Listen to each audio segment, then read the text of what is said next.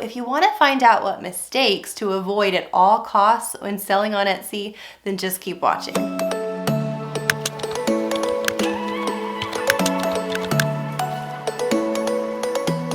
Welcome back to my channel, friends. If you're new here, I'm Kate. I'm a wife, mom, Etsy seller, and business coach, and my goal on this channel is to share with you guys what I've learned in my past 6 years of selling on Etsy and the strategies that I've used to bring my shop to 6 figures. So in addition to sharing tips on what you should be doing on Etsy, it's important that I let you in on the things that you shouldn't be doing. So in today's video, I'm going to be sharing the top 4 mistakes that I see so many Etsy sellers making and how you can avoid them. But first, let's take a quick moment for our Etsy shop shout out. Congratulations to Anchored Accents Co. Thanks for being a part of our channel family. Make sure to comment down below for a chance for your Etsy shop to be featured on our next video. All right, let's go ahead and dive into the first of the 4 things that you should never do on Etsy. Number 1 is never put your shop in vacation mode. If you've never heard of it, vacation mode on Etsy is something that you can turn on for your Etsy shop when you're either on vacation or you have an emergency come up and you need a little break from the sales coming in. So what turning on vacation mode actually means for your shop is that you will no longer appear in the search at all. Someone can find your shop if they search for it specifically by its name, but if they're just searching for a certain item, it won't appear in the search, it won't rank at all. People will not be able to add items to their cart even if they find their way to your shop because the add to cart section will be grayed out, therefore meaning that people will no longer be able to purchase anything from your shop as long as it's on vacation mode. Sometimes Etsy sellers will turn on vacation mode if they're feeling really overwhelmed and they just need a break, or they want to stall their orders for a little bit to catch up. It sounds like a good option, right? But in reality, the problem comes in when you return and you take your shop off of vacation mode. You'll realize that your listings have been knocked way down in search.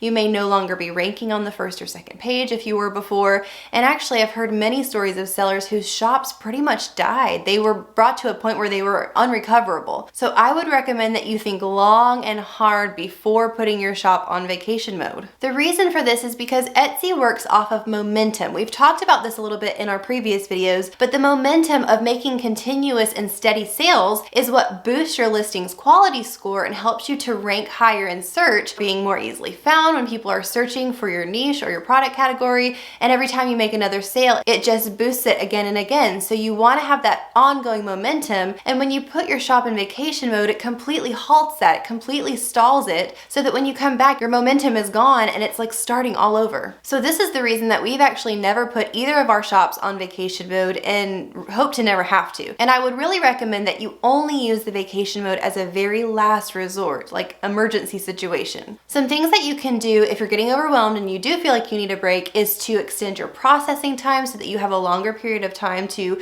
space out filling your orders, or to even raise your prices a little bit. That will slow down your sales naturally and you'll be making more profit per sale. Okay, the second thing that you should never do on Etsy is never focus on quantity over quality. And what I'm talking about here are listings. Now, I want to address some strategies that others have put out that are very outdated and they're not true, but I hear people say them all the time. There's a strategy that says you need to be listing new items every single day. You need to be getting up into the hundreds of listings for your shop. You need to be renewing every single item every single day. And the people who are teaching these strategies are claiming that by doing all of this extra manual labor every day, that it will boost your listings, which just isn't true. And Etsy has even said not to focus on that. Now, I'm not saying that having a lot of listings is bad. I'm just saying that you should never sacrifice the quality of your listings for just trying to rush and create all these listings just for the sake of having quantity. Now, here is a more in-depth strategy that I really want you to lean into and get right now.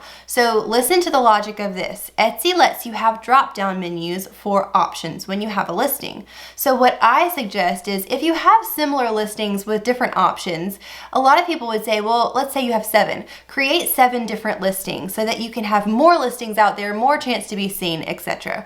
But I would argue you should create one listing and have all of those different 7 variations in the drop-down menu on the one listing. And the reason for this is that you'll end up getting more sales on that one listing, therefore boosting that listing's conversion score and boosting it in the search so that it's found more easy, it's on the first, second, third page, and the more sales you make on it, the higher it ranks. If you had put each variation up as a separate listing and you had 7 different listings, then in essence, you're splitting the total sales that item could make between 7 different listings, and each one has a lower total of sales, not optimizing the opportunity of having all the sales focused on one listing to really boost that one listing. So to give you an example of this, if I offered a bracelet in red, white, black, and blue, I wouldn't need to do a separate listing, like one for the red bracelet, one for the black bracelet, one for the blue bracelet, etc. I would just do one listing for that bracelet and have all of those color options listed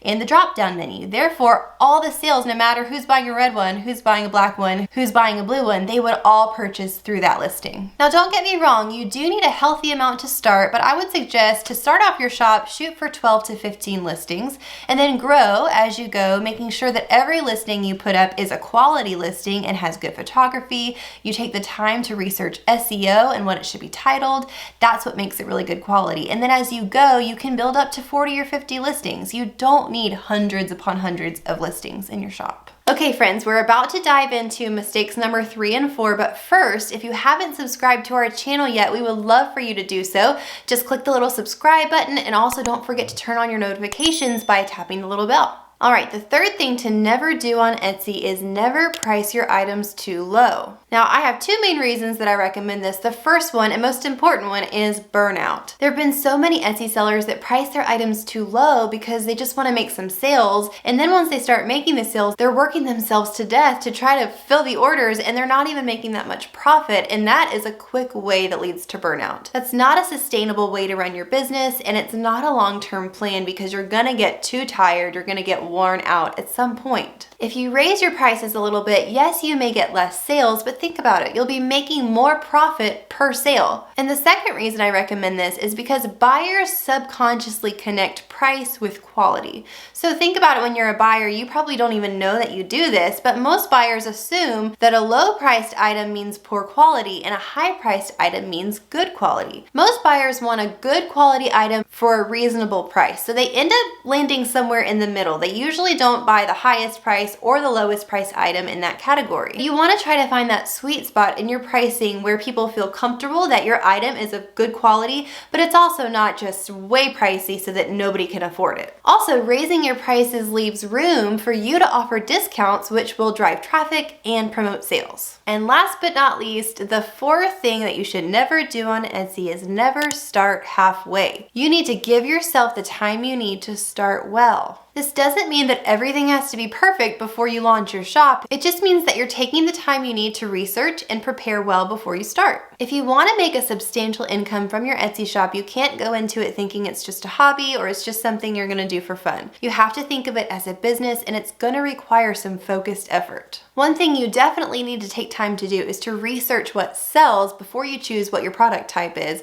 And then once you choose what product you're selling, research and hone in on your process to ensure that you can make that product in a consistent and efficient way. So you know for sure that it's streamlined and you can send out a quality product each and every time. Another thing to think about is that you don't want to just go for the easy product. You want to choose something that's a little harder to make that requires some skill, because that means that there'll be less competition and not everybody and their brothers will be on Etsy selling the same thing. This means that you may have to watch some tutorials, you may have to pay for some classes, you may have to talk to some people who have done it, you may have to take some time to learn a new skill and develop it and fine-tune the process of making it. But trust me, if you invest the effort that it takes in the beginning to learn the new skill, then you'll eventually be able to offer a product that's in high demand with not a lot of supply, and that's the place that you want to be in. So you want to research and find out what sells and then figure out how you can make it and make it better than any of the competition around you. Now, disclaimer here, I'm not saying that you should stop paying your mortgage or use your grocery money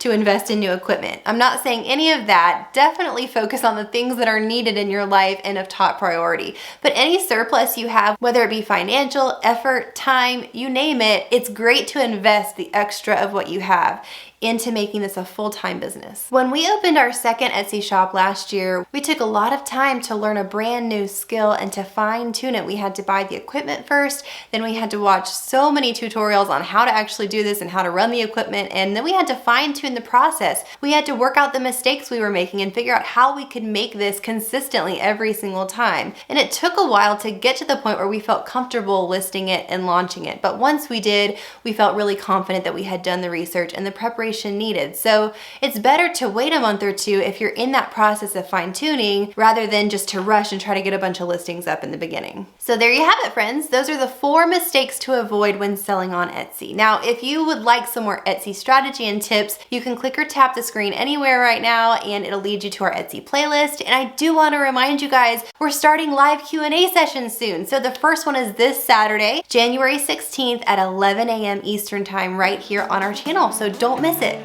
Bye.